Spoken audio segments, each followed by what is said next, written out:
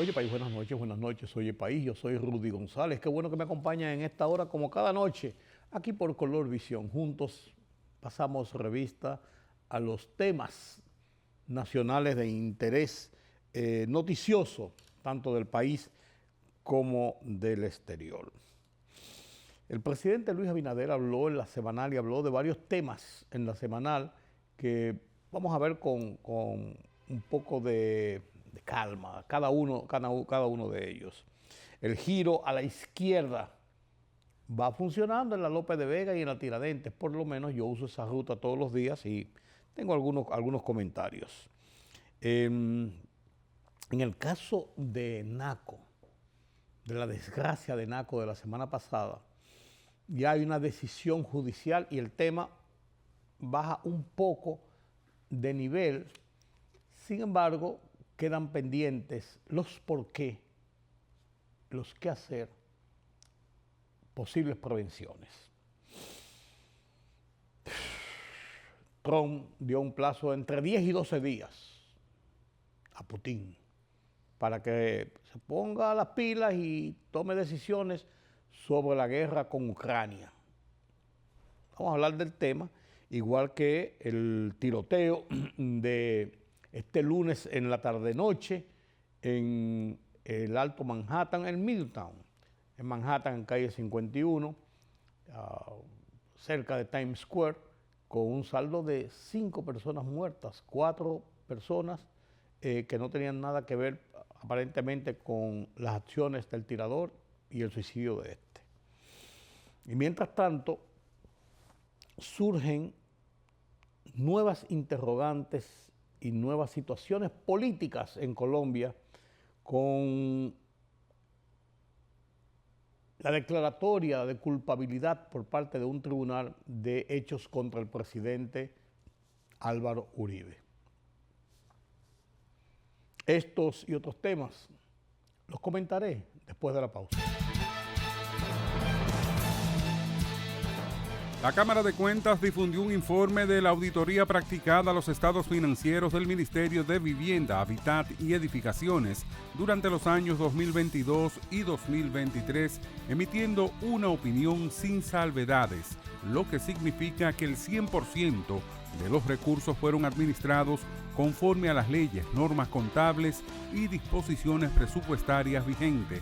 El informe expone que durante el periodo auditado del 1 de enero de 2022 al 31 de diciembre de 2023, el patrimonio del MIBET vivió un crecimiento de un 382% al pasar de 9.037 millones en diciembre de 2022 a más de 43.571 millones al cierre de 2023, sin que se detectaran irregularidades, desviaciones o hallazgos materiales que comprometan la legalidad o transparencia de dichos fondos. La Asociación Dominicana de Profesores, ADP, pidió al presidente Luis Abinader que descarte la presentación al Congreso Nacional del proyecto de ley que fusionaría los ministerios de Educación y Educación Superior, Ciencia y Tecnología, al tiempo que propone al mandatario abrir un espacio de diálogo con los distintos sectores de la sociedad, sobre todo los involucrados en la educación. La ADP reiteró su rechazo a la idea de unir los dos ministerios tras considerar que su único propósito es reducir la inversión pública en la enseñanza, en un momento en que el sistema educativo requiere mantenerla y ampliarla y mejorar además la calidad del gasto. Las autoridades no han ofrecido más detalles sobre el destino de la droga ni la nacionalidad de los detenidos. La Dirección Nacional de Control de Drogas incautó 1 tonelada de cocaína durante una operación realizada frente a las costas de la provincia de Pedernales en el suroeste del país. Durante el operativo, que aún se encuentra en desarrollo, fueron arrestadas 4 personas vinculadas al alijo.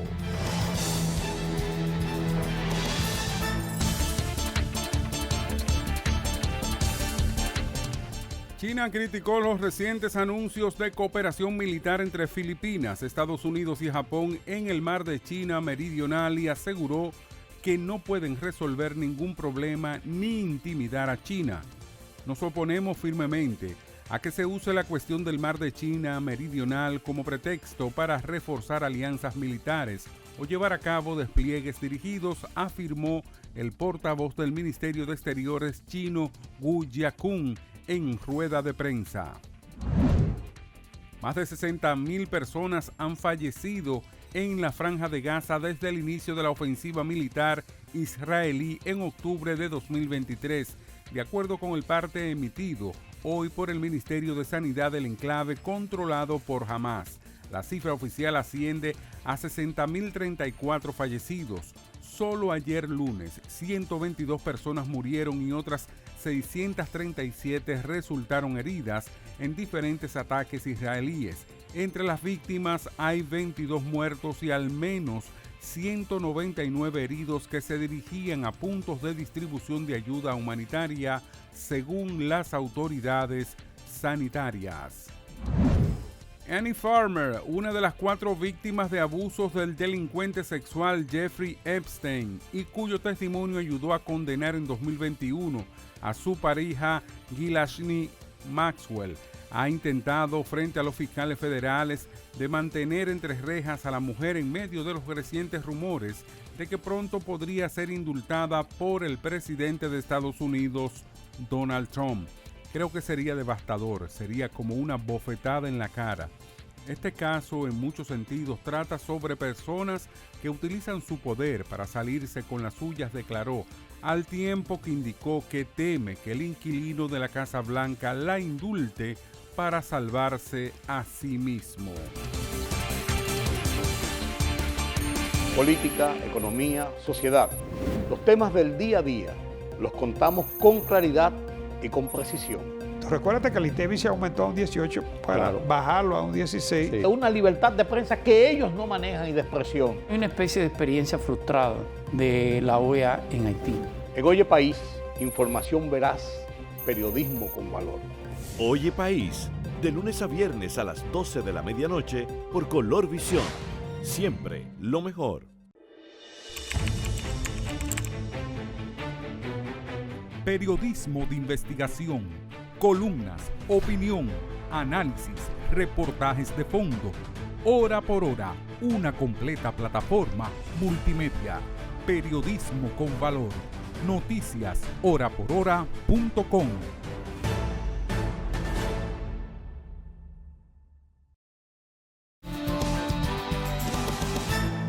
Miren, señores,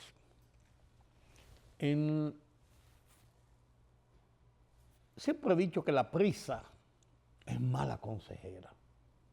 Mala consejera. Y ustedes me han oído decir también que la irresponsabilidad congresual con determinados proyectos que como no quieren dar un veredicto hacen así ¡wop! Y lo meten en una gaveta, tratan de olvidarlos. Esto provoca que legislaciones que trazan pautas importantes dentro del ordenamiento institucional del país quedan en el limbo por la desidia de los legisladores. Caso, por ejemplo, del Código Penal. 20 y pico de años dando vueltas. Ha sido devuelto 2 veces por el Poder Ejecutivo al Congreso en el 14 y en el 16 con observaciones, y los legisladores lo que hacen es que lo meten en una gaveta porque el tema principal o el tema central que había primado hasta ahora era el tema de las 3 causales, la despenalización del aborto, la legalización del aborto, por así decirlo, que es un tema que divide la sociedad. Y la iglesia, por ejemplo, las iglesias ejercen mucha presión sobre el Congreso en un país eminentemente cristiano, donde se estima que más del 65% de la población es profundamente cristiano y otros tantos, un 20%, profesa alguna creencia cristiana. Entonces, esto en cierto modo colide con la fe cristiana,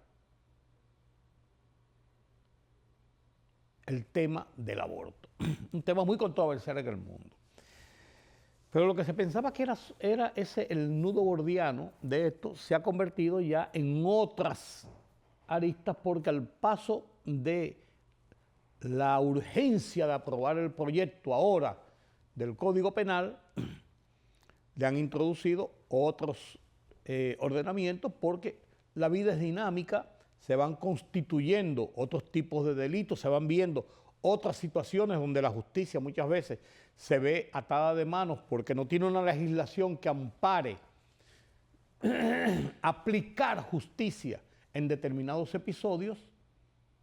Entonces, esto ha provocado más dilación y más tardanza, como es el caso presente. El presidente Luis Abinader urgió al Congreso a que le dé salida a una serie de cosas que tiene pendientes. Código Penal, Código Laboral, ahí está la famosa ley de alquileres, la ley de residuos sólidos, muchísimas leyes. Está la ley de compras y contrataciones, está la ley de la creación de la DNI, hay varias leyes importantes, trascendentes, que han estado ahí apretujando el final del periodo legislativo presente que concluyó el día 26 y que fue prorrogado hasta el día 5 de agosto por el presidente de la República. Entonces, lo que no se hizo en muchos años, en mucho tiempo, ha tratado de hacerse a la carrera. Que los legisladores han estado trabajando hasta la noche, fajados en las comisiones y eso. Todo el tiempo que han tenido, entonces diríamos de vagancia o de otras cosas a los que ellos entienden que eran prioridad y eso lo han ido relegando. Ellos tienen su mecanismo. Pero ciertas y ciertamente desidias e irresponsabilidades han llegado a este punto. Y ahora tenemos códigos como el penal que prácticamente no sabemos qué vamos a hacer con él al final. Lo de las 3 causales ya es lógico que no va. ¿Qué vamos a hacer con lo otro? Los legisladores están apretujando para aprobarlo en los días que quedan en la legislatura prorrogada hasta el día 5 de agosto. ¿Qué va a hacer el Poder Ejecutivo? Incluyendo el tema de la posición pública adoptada por la familia presidencial, la primera dama y las hijas del señor presidente. Vamos a ver qué dijo el presidente en la semana. Algunos familiares suyos han expresado de alguna manera su rechazo a un código sin causales. Si firmaría usted la promulgación de un nuevo código sin causales pese a esto. Yo quiero decirle que mi familia es muy independiente, y yo le digo a veces las niñas, ya no son tan niñas, son 27, 25 y 23. Y ya con todas han terminado su carrera. Hay una que ya terminó su maestría, hay otra que está haciendo una tercera carrera y la más pequeña que se graduó hace un año y está trabajando en una compañía internacional.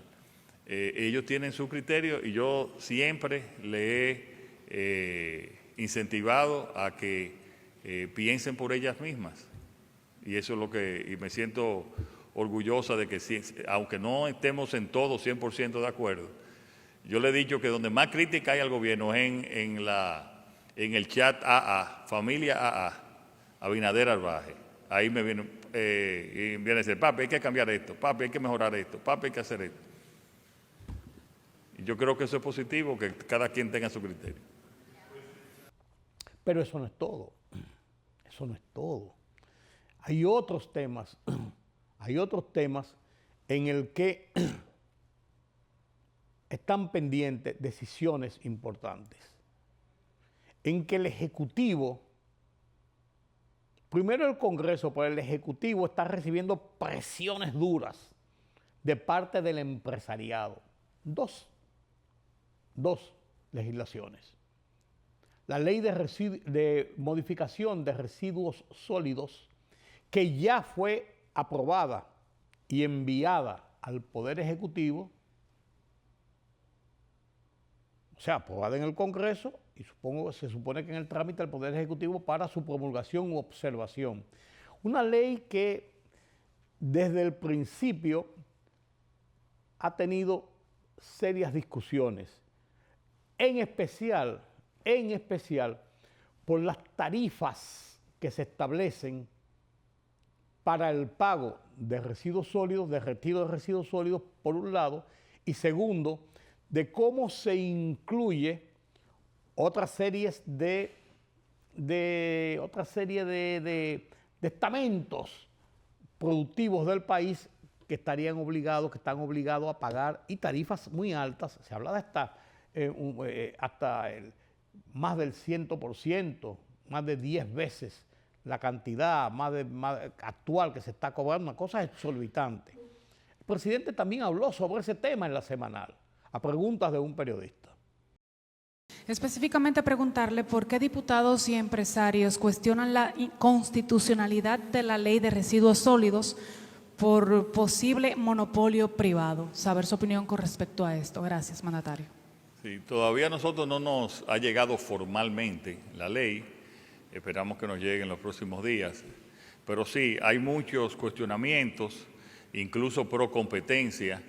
También nos ha enviado varios informes de errores y situaciones que tiene que corregirse la ley, que la ley tiene que corregirse. Y le puedo decir que vamos a atender esas correcciones y las vamos a reenviar con observaciones al Congreso. Pero la cosa no se queda ahí. Otra ley, otra legislación que ha recibido la presión el Congreso y la presión el Poder Ejecutivo, también del empresariado, es el tema del Código Laboral. En el caso del Código Laboral es evidente que se va a quedar para la próxima legislatura, que comienza el 16 de agosto. Porque después que había un cierto consenso y cuando se envió el proyecto y todo esto, han aflorado una serie de posiciones del empresariado nacional que en dos comunicados y en dos ocasiones, primero en la discusión en el Congreso y ahora en la parte final en la Cámara de Diputados, han puesto su objeción sobre el contenido de este código. Inicialmente, cuando comenzó la discusión del Código Laboral, estaba el tema de la cesantía como el nudo gordiano. Los empresarios, empleadores, dicen que no, que la cesantía hay que eliminarla. Los trabajadores, los sindicatos, dicen que no, que la cesantía es innegociable y que hay que mantenerla. Son dos posiciones ríspidas en el medio, se ha hablado de otros mecanismos, otras fórmulas, pero eso ha provocó en un momento muchas tensiones, pero pareció como que habían ciertas aristas de negociación. Se habló de establecer un código, un seguro por desahucio, se habló de establecer un tope en el cobro de las cesantías, se anunció varias cosas. Pero ya en el interín han surgido algunas nuevas consideraciones sobre el Código Laboral de otros aspectos de las relaciones obrero-patronal. Y sobre este tema va a quedar sobre la mesa la discusión y está fuera de la presión del momento. Como aparentemente también está fuera, no sabemos, la ley que crea la DNI, que ya se aprobó en primera lectura, y la ley de la DNI, y hay otra que está pendiente, bueno, ya se aprobó y promulgó en esta misma semana incluso el presidente en un acto en la Dirección de Compras y Contrataciones Públicas, la nueva ley que rige, o sea, las modificaciones y la nueva ley que rige compras y contrataciones públicas. Bien, el presidente también se refirió a este tema del Código Laboral. ¿Qué piensa usted ahora que este proyecto ha perimido? Si lo va a introducir de nuevo en esta legislatura extraordinaria que usted ha convocado, ¿o qué pasaría? Muchas gracias. Mira, el proyecto estaba consensuado en un 90%, en un 95%. Obviamente en la parte de la cesantía, tanto los trabajadores como el gobierno decía que no debía tocarse y que no debe tocarse. Entonces, el sector empresarial está consciente de que eso no se va a tocar, pero hay otra serie de artículos que ellos quieren estudiar más cuidadosamente, que yo pienso que no van a haber muchas diferencias. Entonces, ellos pidieron ir más lento en esa parte y bueno, también en el Congreso decidieron eso y prácticamente eso va a estar consensuado. Si no se reintegra ahora, se puede hacer el 16 de agosto, cuando empiece la nueva legislatura, y yo pienso que pasando un mes de eso ya se puede aprobar el Código Laboral. Así como ustedes ven, señores, así como ustedes ven, no cabe duda de que estamos en el momento de apretujar las cosas, y eso provoca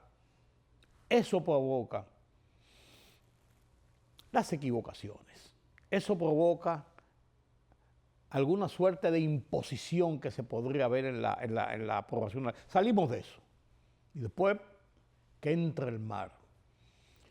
Eso provoca el porqué en una forma desordenada o por intereses políticos o por intereses de otro género suelen dilatarse acuerdos o suelen dilatarse discusiones o suelen dilatarse sanciones de una legislación.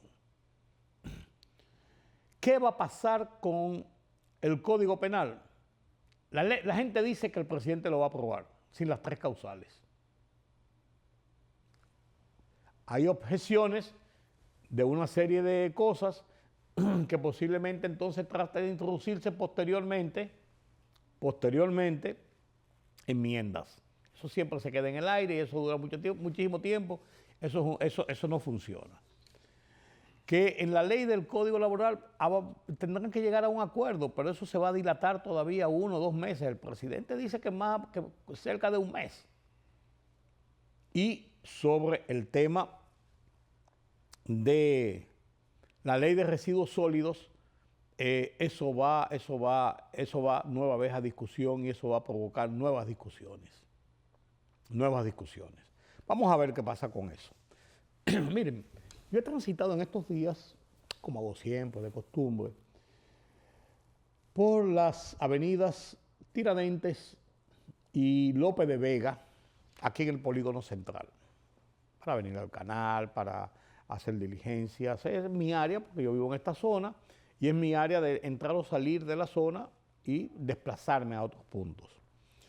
Y la verdad es que el tránsito ha estado más fluido.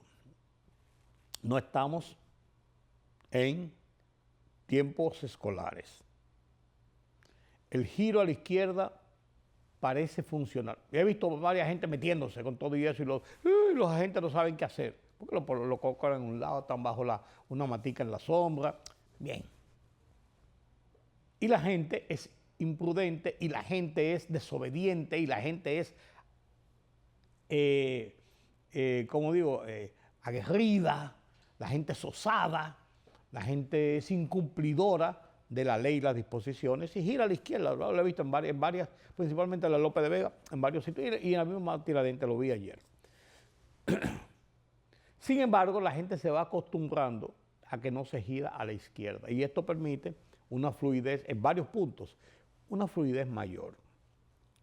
Mi temor, que vuelvo y lo expreso, es que eso mismo que pasa ahora, cuando se quiten los agentes de la AMET de ahí, de la DGCET, de ahí del sitio, que están ahí 2, para no hacer nada, pues están ahí, y quiten los coros que están ahí, obstruyendo parte de la vía, para que la gente sepa que por ahí no se dobla, pues tendrán que quitarlo en un momento. Yo estoy convencido de que va a venir 2 o 3 desapercibos que van a aprovechar y se meten. Lo que pasa en la avenida Winston Churchill. Que la Winston Churchill no se dobla a la izquierda en ninguna intersección entre la Rómulo Betancourt y Multicentro. 1 kilómetro y pico, hay 8 o 10 intersecciones, no se dobla en ninguna a la izquierda. Usted tiene que bajar, sabrá Dios, o dar un giro para poder retornar. Y todos los días, en todas las intersecciones de doblar a la izquierda, no dobla a la izquierda, se dobla a la izquierda. La gente dobla. y almatapones y los motoristas se meten como pedo por su casa, esa plaga, que eso es peor. Eso no le han puesto el pecho todavía. Pero yo me presiento que eso va a pasar, pero vamos a ver cómo se desarrolla esta situación. Pero debo admitir, y quiero ser todo lo honesto posible en eso, he sentido el tránsito más fluido en las horas normales. En las horas pico, o si lloviznó un poquito, el tapón sigue siendo endemoniado en esas vías y en todas las vías, en todo el polígono central. Los tranques son endemoniados. Se pierde tiempo y tiempo y tiempo y tiempo. Ese es el diario vivir. Pero vamos a ver cómo esto va avanzando. Interesante el por qué un juez de instrucción decidió enviar al joven Pumarol el tema de la desgracia de Naco de la semana pasada a una coerción, a una prisión preventiva por 3 meses. Decíamos que enviarlo a una cárcel, a una persona con un problema mental obvio, sin que se haya determinado el detonante de la tragedia de la semana pasada, sin que se haya determinado por qué ocurrió y cómo revertirlo, era un peligro. Enviarlo a su casa era un peligro.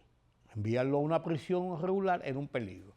¿Por qué la cárcel de Anamuya en Higüey? Se dio una explicación que parece valedera.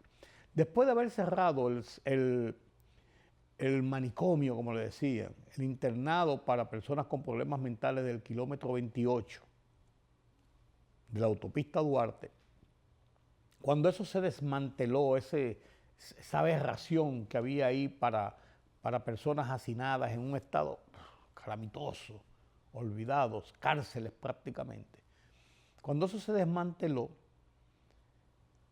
se ubicó en la recién construida cárcel de Anamuyo del sistema modelo un pabellón psiquiátrico para conocer temas psiquiátricos de personas privadas de libertad.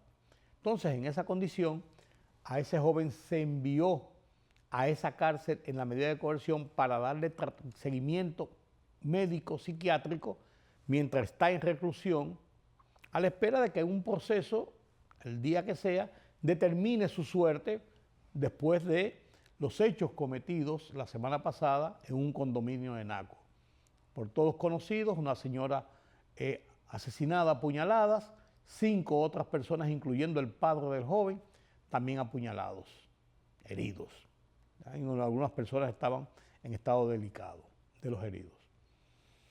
Entonces, la explicación la encuentro válida. El resultado es lo que tenemos que esperar. Pero enviarlo a su casa era un riesgo alto. Enviarlo a una cárcel común con un grupo de presos, una cárcel preventiva, era un riesgo tremendo. Meterlo en un aislamiento, en una cárcel, era también casi condenarlo a una explosión mayor que uno no sabe dónde puede llevar. Es un trato inhumano. Entonces, este parece ser el mejor camino, la mejor decisión en este momento. Esperemos los resultados. Donald Trump se reúne la semana próxima en Europa con el presidente Vladimir Putin face to face para hablar sobre el tema de Ucrania, entre otras cosas. ¿Qué saldrá de ahí? Uno no sabe, porque la advertencia de Donald Trump en el fin de semana a Putin: te voy a dar un plazo de 10 a 12 días para que resuelva el tema de un alto al fuego, un cese al fuego, una tregua con el caso de Ucrania y resolvamos esto. Si Vladimir Putin no lo hace, ¿qué va a hacer Trump y qué va a hacer Estados Unidos? Imponer más sanciones de las que tiene ya Rusia. Creo que es una amenaza un tanto peligrosa incluso. el canciller Lavrov, canciller ruso, una persona muy ducha, que no habla por hablar y que es una mano derecha de Vladimir Putin, un hombre de mucho poder en Rusia, respondió a esa advertencia de Donald Trump diciendo: eso parece una declaración de guerra. Como que dice, nosotros no tenemos por qué aceptar eso, entonces vamos a ver lo que pasa. Vamos a ver, ojalá que eso baje un poquito la presión, mientras que en Gaza las tensiones con el tema este de la hambruna, Israel dice que hay una propaganda en contra de ellos, pero la gente está muriendo de hambre en Gaza, está muriendo de hambre. Es terrible lo que está pasando y ahí hay que hacer una intervención. Ha habido un cese al fuego y se están permitiendo un corredor o varios corredores para suministro de alimentos. Bien, pero esto hay que acabarlo, esto tiene que llegar a un fin y salvar dentro de lo que se puede a esa gente. Un tiroteo en la ciudad de Nueva York el lunes en la tarde-noche, en la 51 con Quinta Avenida, Park Avenue, ahí abajo, a pocas cuadras del emblemático Times Square, provocó 4 muertos y el tirador muerto también, dice que por suicidio, dice la policía. Pero lo increíble es que en pleno Manhattan, a esa hora, a las 5 o 6 de la tarde, que eso es así, aglomerado de gente saliendo de las oficinas, que está lleno de oficinas y grandes corporaciones, las calles se abarrotan, principalmente en esa parte de Quinta Avenida, Sexta Avenida, Lexington, Madison, toda esa parte ahí, la Sexta Avenida, Times Square, la gente saliendo de las oficinas, las calles, las aceras se abarrotan. Un hombre caminaba con un fusil en las manos, subió a un edificio y disparó y mató 4 personas. O sea, son cosas que espantan en la ciudad de Nueva York. Cosas que espantan. Y eso está siendo motivo de serias investigaciones. Hasta el presidente Donald Trump habló de eso porque cerca de ahí incluso Donald Trump tiene el Trump Tower, la torre donde vive también Donald Trump cuando va a Nueva York. ¿Qué está pasando en Estados Unidos? ¿Qué está pasando en el mundo? Paciencia, paciencia. A la vuelta les presento nueva vez la entrevista que hiciera con Fernando Quirós para hablar sobre el tema del autismo y la ley de autismo y cómo enfrentar estos problemas, porque es bueno recalcar lo que está pasando a propósito de la tragedia de la semana pasada en el Ensanche Naco. Después de la pausa. La libertad solo reside en los estados en los que el pueblo tiene el poder absoluto. Por el respeto a los valores democráticos y la dignidad del pueblo dominicano, el rumbo de la tarde, plural, objetivo, comprometido siempre con la verdad. Con Georgie Rodríguez, Rudy González y Ramón Colombo. Los poderosos ya están en el aire.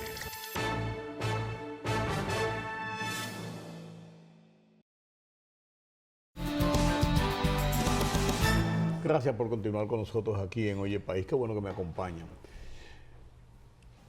El presidente Luis Abinader dijo en la última semanal, a propósito de una pregunta periodística, que el gobierno contempla para el año próximo sacar una partida del presupuesto nacional para dedicarla a los programas de asistencia, de apoyo, de ayuda a niños y personas con problemas, síndrome de Down, déficit de atención, síndrome de Asperger, todo este comportamiento que sufren muchas familias en República Dominicana y en el mundo, pero en República Dominicana, y nos aterrizamos aquí, porque no es un tema de una persona que tiene la condición, sino que eso abarca a la familia, el entorno, los amigos, a todos los niveles.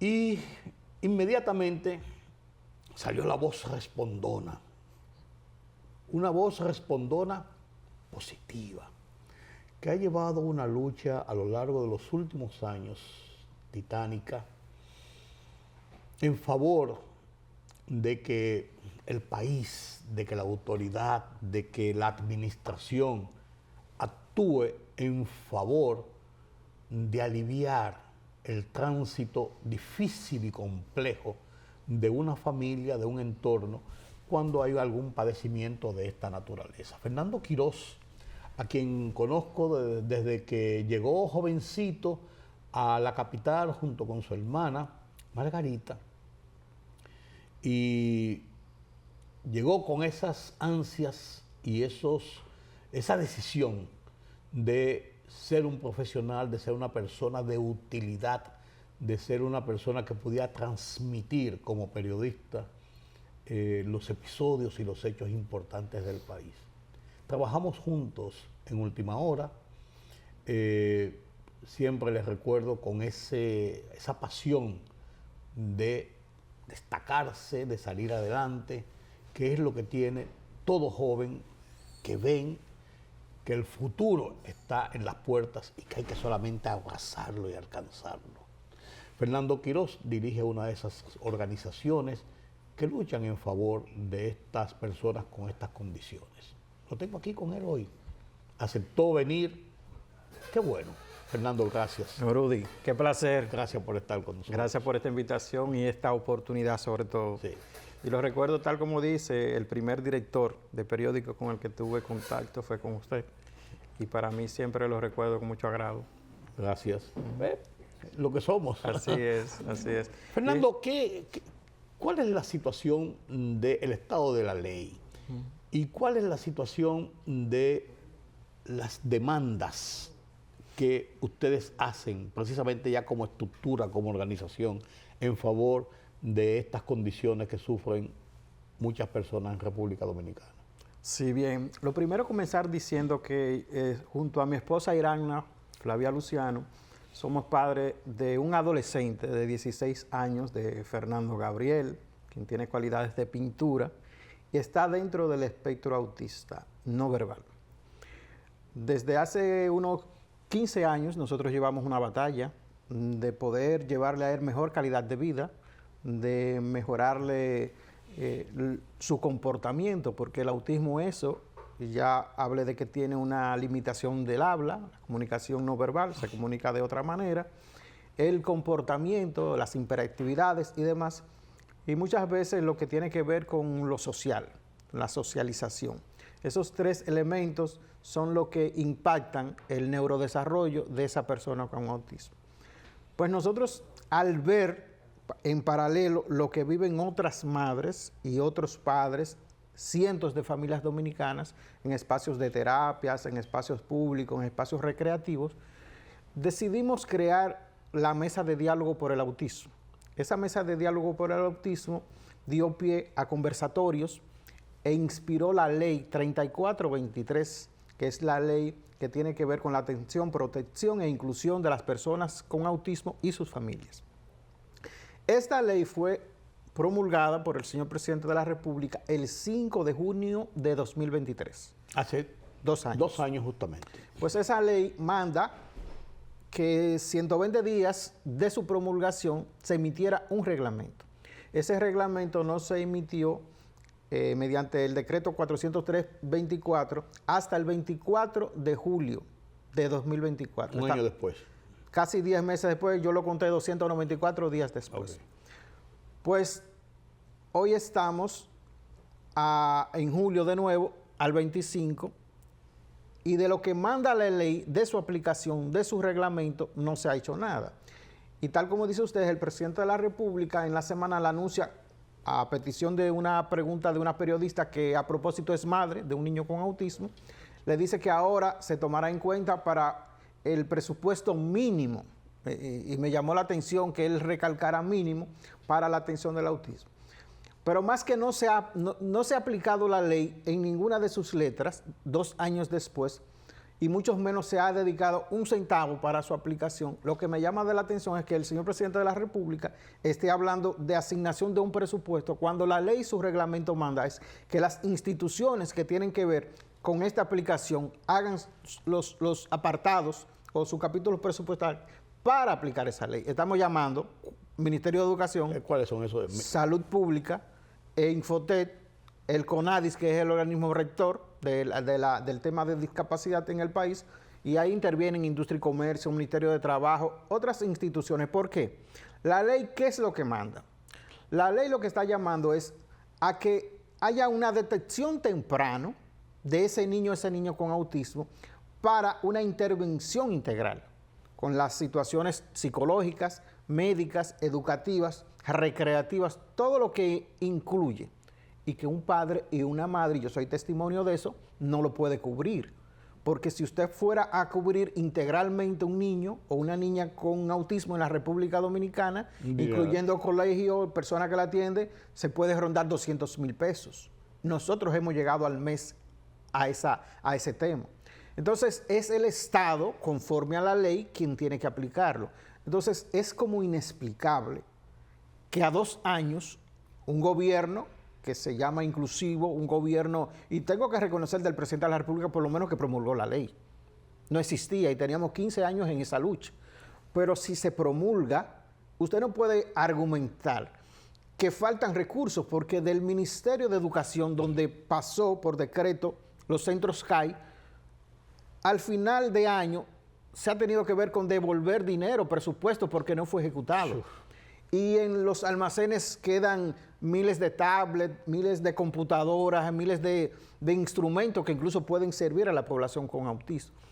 Entonces, yo lo que he visto como papá, don Rudy, a toda la audiencia, es como una especie de indolencia pública y privada, porque aquí no creamos conciencia. Usted ve que un niño o una niña con autismo le hace una pataleta en una plaza pública, un supermercado, un restaurante, y la persona, en vez de tener una empatía y solidarizarse, lo que le hace una crítica, porque no tenemos conciencia. Y hasta ahí llega la ley, a través de los medios de comunicación, que se creen campañas de concienciar a las personas para que primero se sepan lo que es el autismo y luego saber cómo cooperar, porque nosotros tenemos que marchar hacia una sociedad inclusiva, y no solo por el autismo. Ahí está el tema. Por todo tipo de discapacidad, hasta por el tema de personas ya llegando a una tercera edad. Aquí usted, qué bueno que usted habla de esa publicidad propositiva, de que ayuda, de que solidariza, porque aquí no creamos conciencia. Usted ve una persona no vidente o una persona entrada en edad y ni siquiera ayuda a cruzar una calle. Hemos perdido hasta esa solidaridad como dominicanos. Le pasamos por el lado.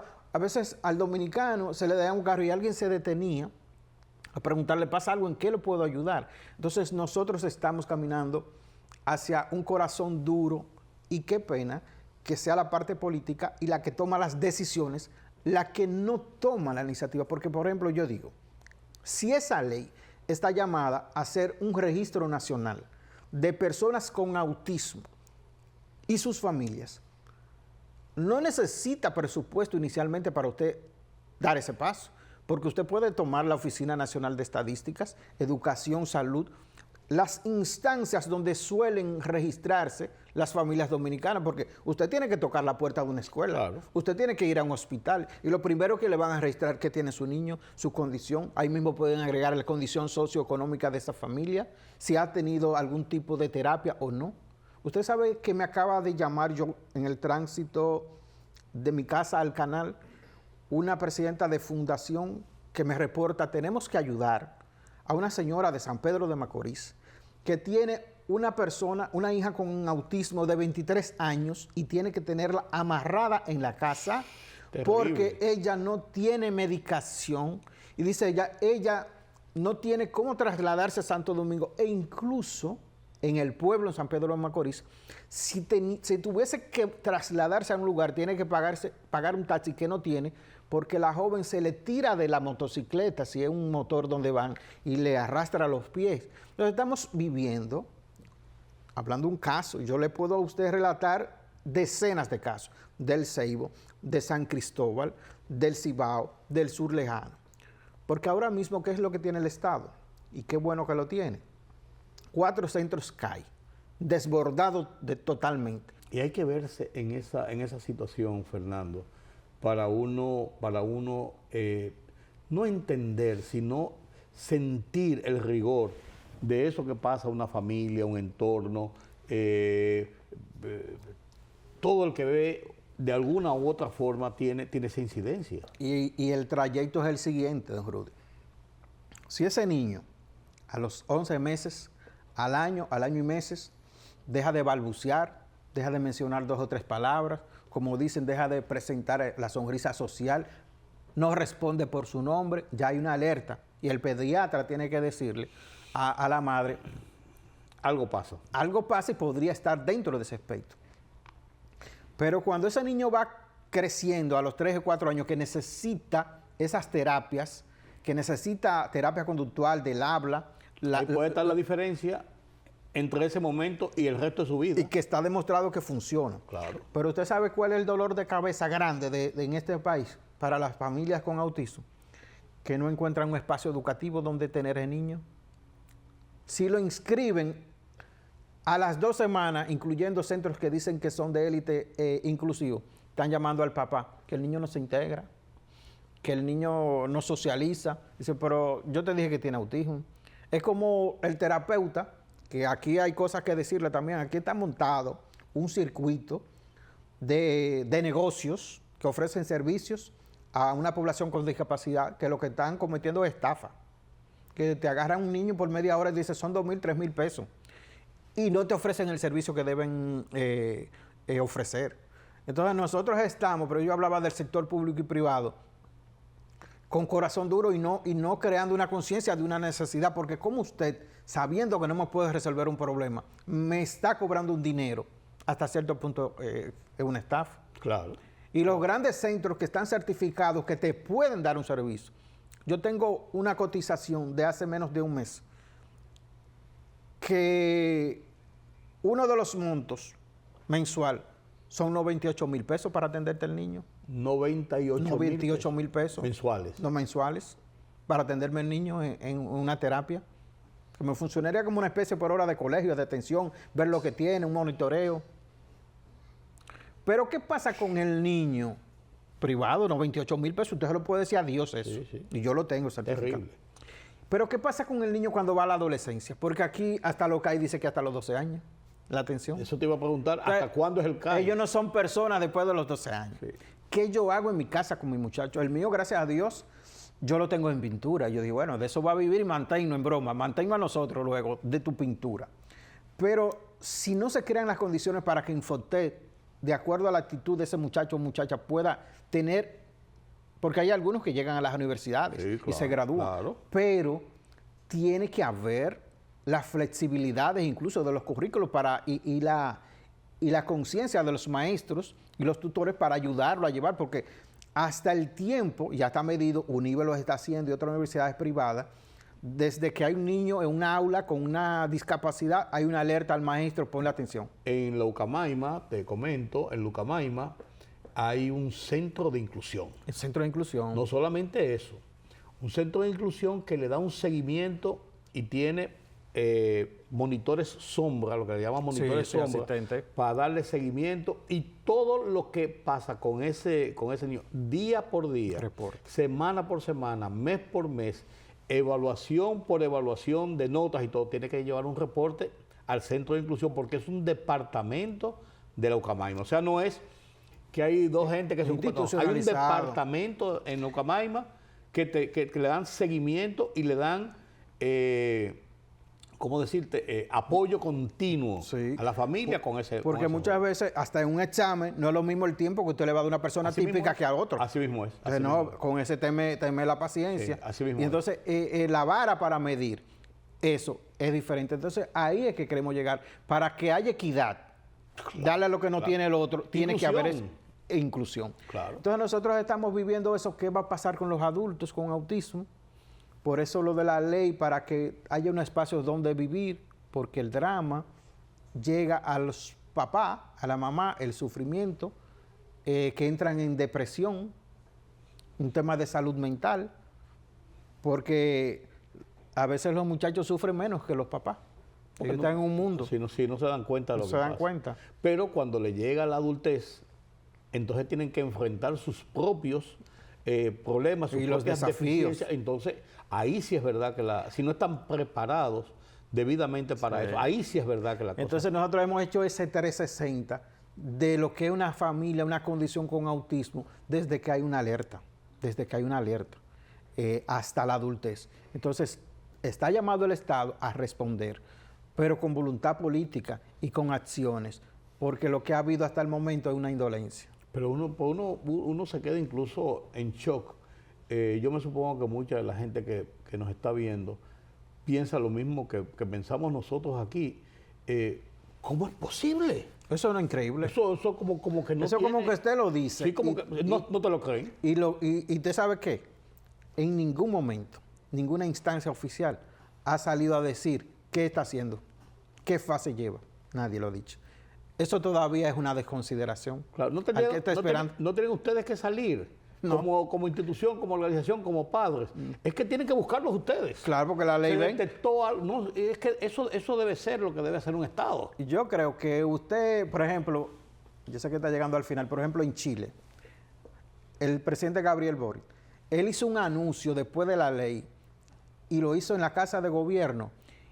Y decoraron la Casa de Gobierno incluso alusivo al tema del autismo, con los colores, con el azul y demás. Y se veían los niños cargados, y se veía por ese gesto y ese símbolo, después de aprobado la ley, manda una señal y dice, mira, nosotros estamos con esto. Lógico. Y lo vamos a hacer. Pero aquí no ha habido nada. No ha habido nada. Qué penoso eso, qué penoso. Y uno que ve tantas discusiones bizantinas y ve tanto dispendio a veces de dinero, que a veces no es dispendio, pero que usted tiene que establecer cuáles son las prioridades.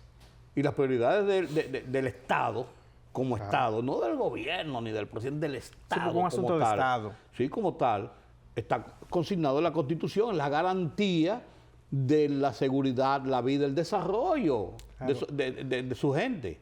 Y que usted vea una familia sufriendo, un niño a veces maltratándose, y no le ponga caso a eso, ya usted puede hablar del nivel de lo que estamos viviendo. Sí, es terrible. Es terrible. Fernando, gracias. Siempre, a ustedes. Oye País está abierto. Sí, muchas gracias. Está abierto y ojalá que uses este medio. Sí. Cuando quieras, cuando tengas la necesidad, la oportunidad, a veces no solamente para la queja y para la demanda y para la crítica, también para la oportunidad de dar gracias y motivar a otros en inspirar, cruzadas, son cruzadas como esta. Yo me he sentido muy bien y le agradezco el momento y el espacio. Estamos abiertos. Sí, gracias. Y no de palabra, úsalo. No, y de hecho. Gracias, Gracias, Rudy. Buenas noches. Gracias por acompañarme en este conversatorio con Fernando Quirós. Más que padre, como un ciudadano. Hay que estar ahí para saber lo que es eso. Pasen un feliz resto de la noche. Yo soy Rudy González. Nos vemos mañana.